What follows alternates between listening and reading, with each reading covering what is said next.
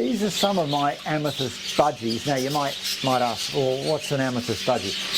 These are basically a double factor violet clear wing, but they're also cinnamons as well. The cinnamon softens the colour and adds a bit of that reddish brown that calls itself cinnamon. So I think it's a very pretty colour. When I started doing these, you had to have a good imagination. You could barely see the pink.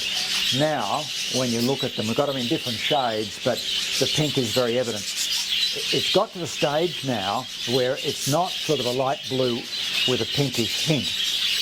It's now pink with a touch of light blue on the side, so it's more pink than anything else. So their babies are amethyst. This is the lucky dip.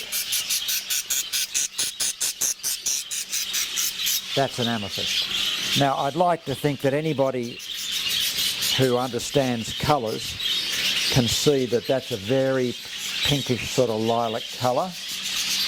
Two different shades. There's another one in here, I think, somewhere. Yeah, there. No, well, that one's what a little bit better than what I started with, but this is, you can see that's more blue, this is more pink. There we go, there's two together. They are Amethyst Budgies, clear wings of course, and every generation now they're getting pinker and pinker and pinker. So what are they? Well, you've got to have violet clear wings, preferably cobalt violet, double factor violet, and you get that in your clear wings, or maybe you can buy some clear wings that are a lovely red violet colour. And then you add cinnamon and it dilutes it, and you're finished with these wonderful colours.